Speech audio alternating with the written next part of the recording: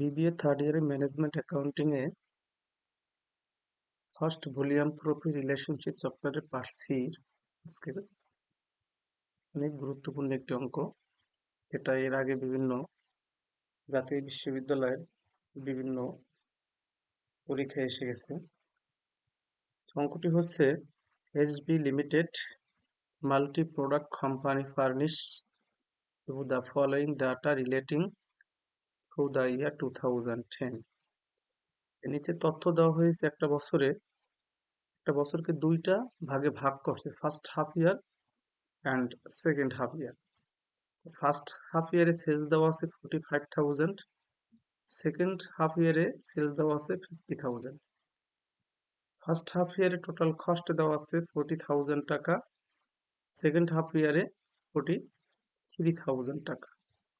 Assuming that there is no change in price and variable cost and the fixed expense are incurred equally in the two half year period, calculate for the yearly 2010। বলছে এখানে প্রাইসের কোনো পরিবর্তন হয় নাই, variable cost fixed এক্সপেন্সের কোনো পরিবর্তন হয় নাই, দুই হাফ ইয়ারে ফিক্সড এক্সপেন্স সমান, অর্থাৎ প্রথম হাফ ইয়ারে যে টাকা দ্বিতীয় হাফ ইয়ারে একই টাকা। এই তথ্যের ভিত্তিতে 2010 সালে আমার এখানে চাওয়া হয়েছে change in profit, PV ratio, fixed expense, break even sales, percentage of margin of safety, অর্থাৎ এমএস রেশিও। তাহলে আমাদের প্রথমে 1 নাম্বার রিকোয়ার্ডে চাওয়া হয়েছে চেঞ্জ ইন প্রফিট, অর্থাৎ দুইটা হাফ ইয়ারে প্রথম হাফ ইয়ারে যে প্রফিট হয় দ্বিতীয় হাফ ইয়ারে যে প্রফিট হয় এই দুইটার মধ্যে পার্থক্যটা কত। আমার এখানে সেলস দেওয়া আছে এবং টোটাল কস্ট দেওয়া আছে দুইটা হাফ ইয়ারে। আগে আমাদের বের করতে হবে এই দুই হাফ ইয়ারে প্রফিট হয় কত টাকা, যার কারণে আমরা লিখেছি calculation of change in profit, sales 45,000 টাকা, দ্বিতীয় হাফ ইয়ারে আছে 50,000 টাকা।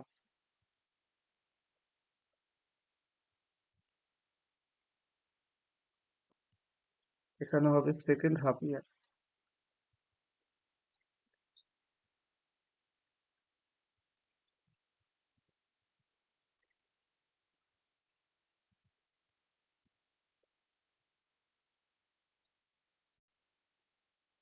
টোটাল কস্ট দেওয়া আছে 40,000 টাকা এবং 43,000 টাকা।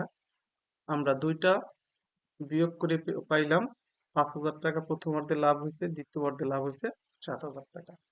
এখন আমার এখানে চাওয়া হয়েছে change in profit. Change in profit সমান সমান এই দ্বিতীয় হাফ ইয়ারের যে লাভ 7,000 টাকা এবং প্রথম হাফ ইয়ারের যে লাভ 5,000 টাকা, এই দুটার পার্থক্য হইতেছে 2,000 টাকা। অর্থাৎ 7,000 থেকে 5,000 টাকা বিয়োগ করলে থাকে 2,000 টাকা। এটাই হচ্ছে আমার 1 নম্বর রিকোয়ার্ডেড চাওয়া চেঞ্জ ইন প্রফিট। 2 এ চাওয়া হয়েছে দ্য পিভি রেশিও। যখন আমাদের পিভি রেশিও চাওয়া হয় তখন এই পিভি রেশিওর বিভিন্ন ধরনের সূত্র আছে। এখানে একটা বছরকে দুইটা ভাগে ভাগ করে আমার এখানে দেওয়া হয়েছে, এই জন্য আমরা লিখবো উপরে change in profit divided by change in sales, সামনে গুণ দিয়ে লিখবো 100। চেঞ্জ ইন প্রফিট বলতে এই যে আমাদের দ্বিতীয় অর্ধে লাভ হয়েছে 7,000 টাকা এবং প্রথম অর্ধে লাভ হয়েছে 5,000 টাকা, এই দুটো বিয়োগ 7,000 মাইনাস 5,000। এরপর নিচে আছে চেঞ্জ ইন সেলস। সেলস এই যে দ্বিতীয় হাফ ইয়ারে সেলস আছে 50,000 টাকা, প্রথম হাফ ইয়ারের সেলস হচ্ছে 45,000, 50,000 মাইনাস 45,000। এরপর আমরা বিয়োগ করছি 7,000 থেকে 5,000 বিয়োগ করে থাকে 2,000, 50,000 থেকে 45,000 টাকা বিয়োগ করে থাকে 5,000। এই 2,000কে 5,000 দ্বারা ভাগ করে 100 দ্বারা গুণ করে পেয়েছি 40%। এইটাই হচ্ছে আমার পিবি রেশিও, অর্থাৎ আমার পিবি রেশিও হচ্ছে 40%। রিকোয়ার্ড 3 এ চাওয়া হয়েছে ফিক্সড এক্সপেন্স। ফিক্সড এক্সপেন্সের সূত্র হচ্ছে total cost minus variable cost.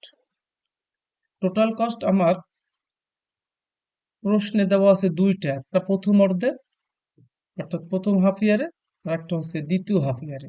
আমরা তাহলে এখানে কোনটা নেব? যেহেতু আমি এখানে লিখে দিছি ফিক্সড এক্সপেন্স হাফ ইয়ারলি, এখন আমরা প্রথম হাফ ইয়ারলি ধরে করলেও হইবে, আবার দ্বিতীয় হাফ ইয়ারলি ধরে করলে হইবে। আমরা প্রথম হাফ ইয়ার ধরে অঙ্কটা করব।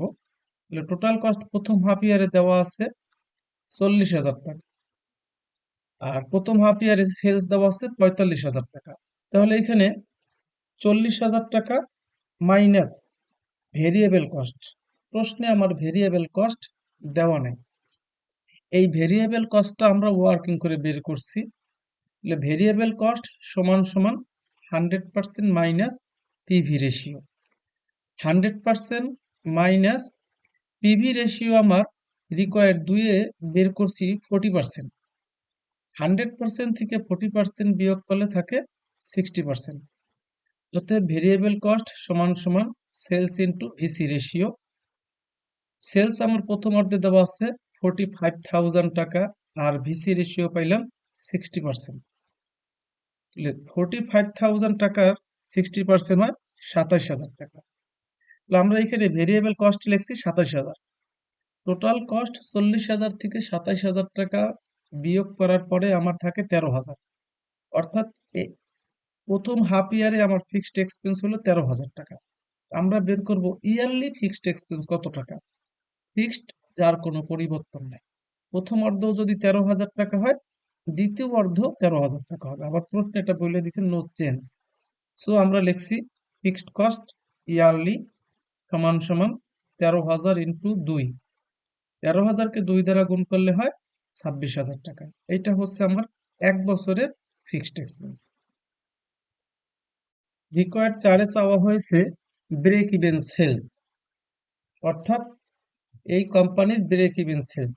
ব্রেক ইভেন সেলসটা হচ্ছে যে বিন্দুতে বা যেখান পর্যন্ত আমার সেলসের টাকা এবং কস্টের টাকা সমান হবে, অর্থাৎ কোনো প্রফিট হবে না। এটা হচ্ছে ব্রেক ইভেন সেলস।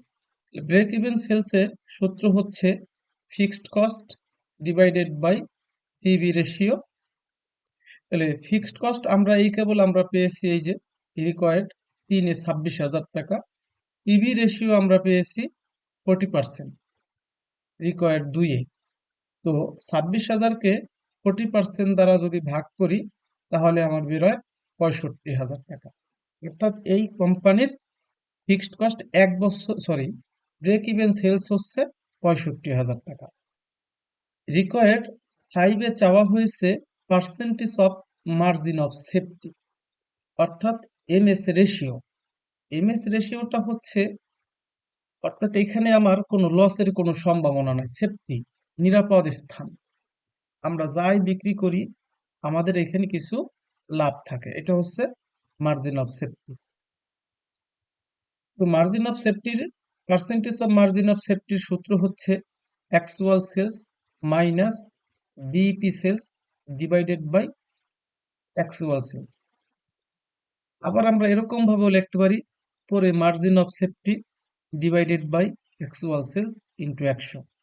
তাহলে আমাদের আলাদা ওয়ার্কিং করতে হবে মার্জিন অফ সেফটি বের করার জন্য, যার কারণে আমরা একবারেই মার্জিন অফ সেফটি যে কিভাবে বের করে সেইটা সূত্র দিয়ে দিছি। অ্যাকচুয়াল সেলস থেকে বিইপি সেলস বিয়োগ করলে বের হয় মার্জিন অফ সেফটি।